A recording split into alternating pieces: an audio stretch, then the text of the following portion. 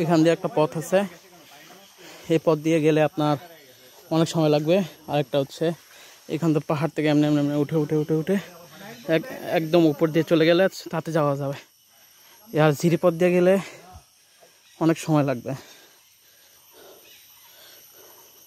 একটা কথা আছে না, hard work good life, hard decision hard work good life, সেটাই।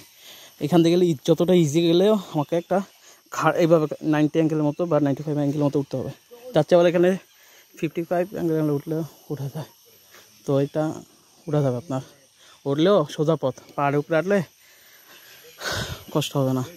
তো আমরা প্রথম স্টার্টিংয়ে হাড়টা ইয়ে করে নিচ্ছি, পথটা দেখাচ্ছি আপনাকে।